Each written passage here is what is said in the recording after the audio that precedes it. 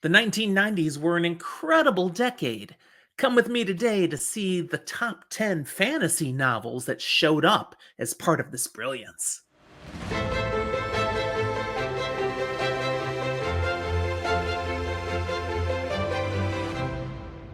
Thanks for joining me today. I'm Jim, the father of this show, Fantasy for the Ages.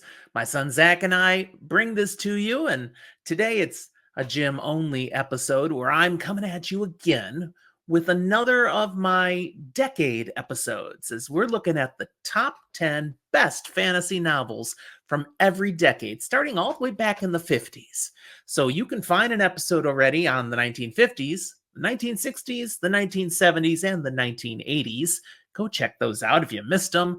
But today we're here to talk about the 1990s. And boy, there are some amazing books on display here. But before we get into those, let me just give a shout out to our show supporter, Your Paper Quest. Have you heard of this yet?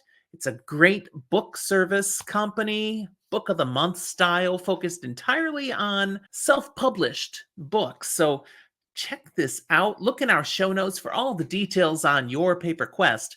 You might want to give it a try. They will send you some incredible books that you maybe will never hear of any other way, but you should hear about them. They're that good.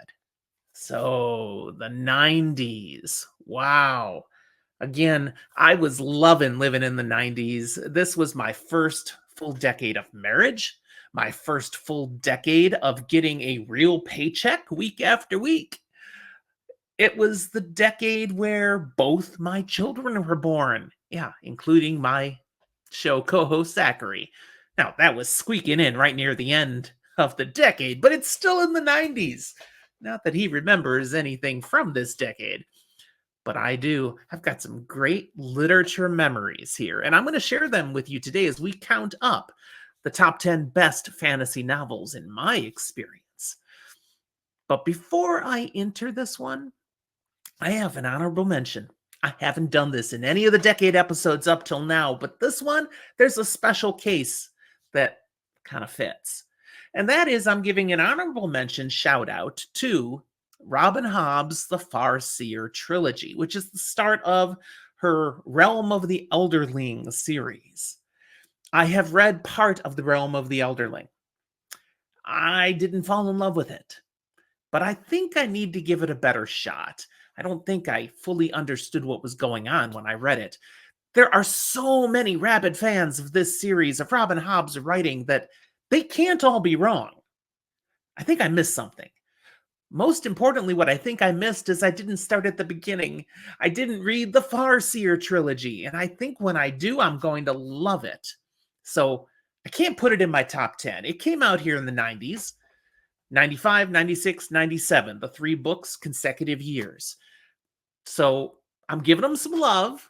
Don't come at me for not having them in the top 10. I've got some integrity. I'm still not sure if I'm going to like them. I think I will. So here they get mentioned before I move into the top 10. They are honorable.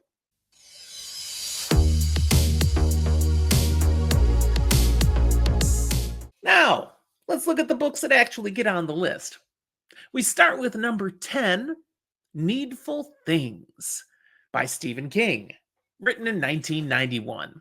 This is another one of my favored Stephen King novels. There's plenty of newer stuff that I'm not totally entranced with, but this is still far enough back that I was digging Stephen King's writing, and this book. There's just something delicious about this book with this curio shop where you can find these things that you want, that you need, and you don't always really end up well off when you get what you need. Perhaps you don't always need what you want. There's lessons here in Needful Things, and there's definitely a dark supernatural element that plays through beautifully. So if you've never read this one, if you missed it completely, check it out. There is a movie adaptation. Max von Sydow plays in that and does a great job. But the book, of course, is far better.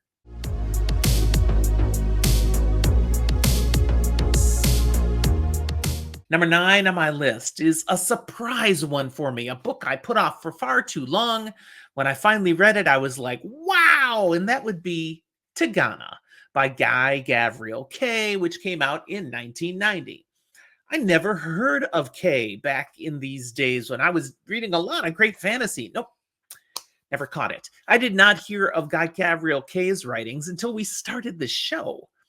And so then I read his first books, the Fiona of Our Tapestry trilogy, which you will not find on any top list of mine.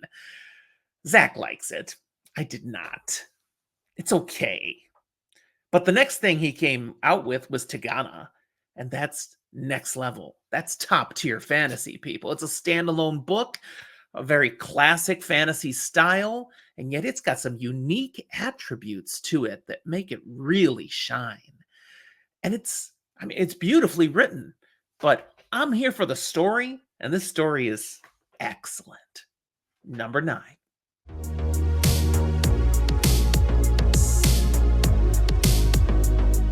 For number 8, we move into fantasy that I found here that was eye-opening, something I hadn't experienced yet. This was my first exposure to grimdark. I'm talking about George R.R. Martin's A Clash of Kings, Book 2 of A Song of Ice and Fire. Yes, this is the series that HBO then went on to make Game of Thrones about. I read the books before I watched the show. This is fantastic, as I'm watching such nasty people. There's also such, really epic, heroic people, but they're the ones that always get the short end of the stick. It's the dark ones, the ones willing to do whatever they want, whatever they feel driven to do, no matter the cost, that seem to keep coming out on top in this series. Yeah, grimdark, early grimdark, but it worked for me.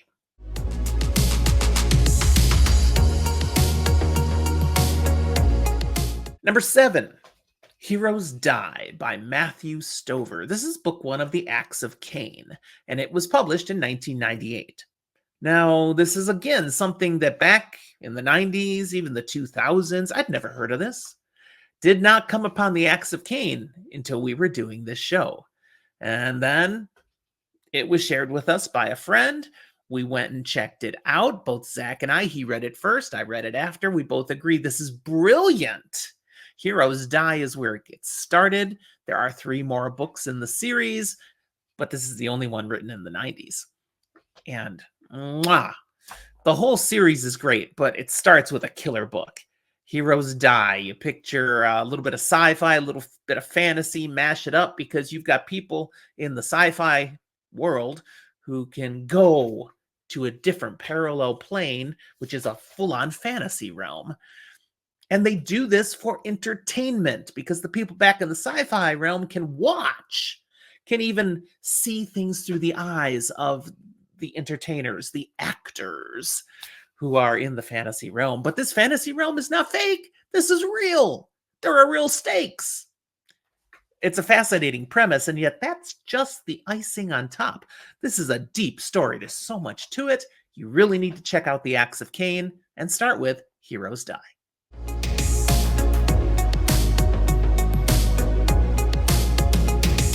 Number 6. Yep, I'm doing it. I'm going back to Pern. And this is my favorite Pern book of all the Wares of Pern. Book 11 by Anne McCaffrey, published in 1991. This is the culmination of the story arc that began in book 1. Now, that does not mean the books that come after it don't have value. That's not true at all. There's some great books still coming after book 11. But book 11 is the one that, yes, everything's been pointing towards the events that happen in this book. My wife is reading this book right now, and I can't wait till she finishes, because I want to see how she feels about the grand conclusion of this primary arc. It's just delightful. Love me some Pern.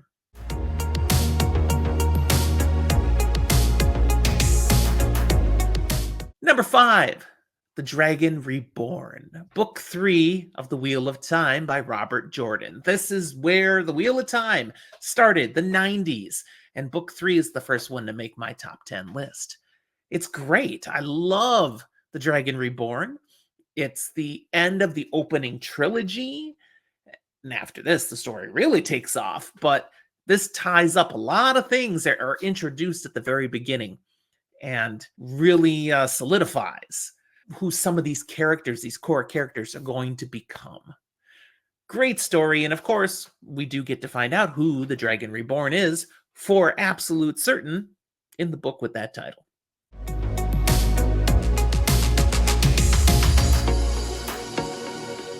Number 4, A Game of Thrones, book 1 of George R. R. Martin's A Song of Ice and Fire. There were so many shocking things to happen in this book because we'd not read something like this before, and it's a treat. I absolutely love how this whole thing gets started, and it's why I read all 5 books of the 7 that should exist. George, write some more books, please. But yeah, solid book.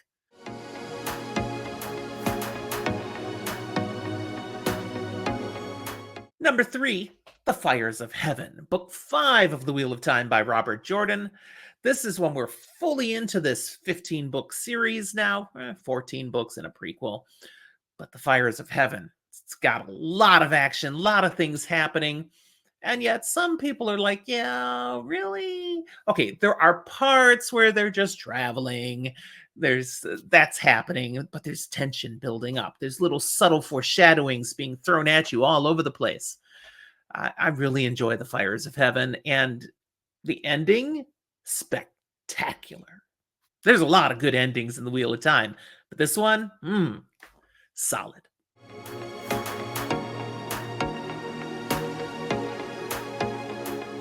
Number 2, The Eye of the World, book 1 of The Wheel of Time by Robert Jordan. This is where it all begins. This is a little quirky as a book. You see some elements of The Wheel of Time that you never see again after this book. And yet it has everything you need to totally draw you into this story. Most people, I honestly believe, they read The Eye of the World and they know they have to read more. It's a fantasy book that's a little bit of an homage to The Lord of the Rings, intentionally, because it wants you to feel comfortable with what you're discovering and not get scared off by this epic series that you're getting into. And I think it does the job well.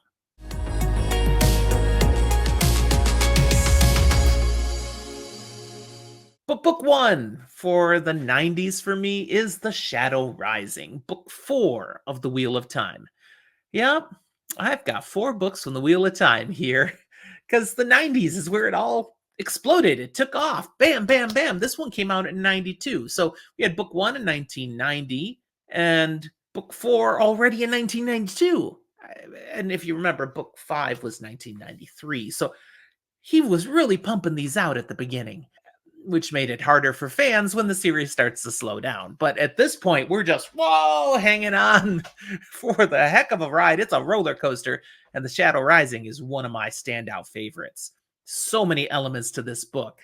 I was just eating it up. And again, it is loaded with foreshadowing. But I think the best part of The Shadow Rising is it's where we finish that opening trilogy, and now we open up to a much bigger world. World building is on display in magnificent ways in Robert Jordan's The Shadow Rising. All right, that's what I have for the 90s. Yeah, it's Wheel of Time heavy. It's one of my favorite series of all time.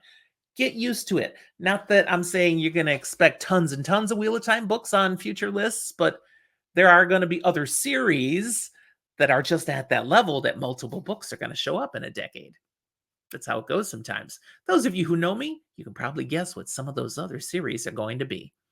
But The Wheel of Time was on display in the 90s. It transformed fantasy fiction from there on and deserves its high place on this list. Do you agree? Well, that's what the comment box is for. Put your thoughts down there. What do you think? And what books are your favorites from the 90s that didn't make my list? I maybe haven't read them yet. I'd love to hear your thoughts, and I will respond. While you're thinking about comments, look down in the show notes for all the other ways that you can interact with Zach and I, and take a moment to hit that like button and subscribe to our channel if you haven't yet. That notification bell, that'll make sure you don't miss any of our new content. Thanks for watching. We'll talk to you next time.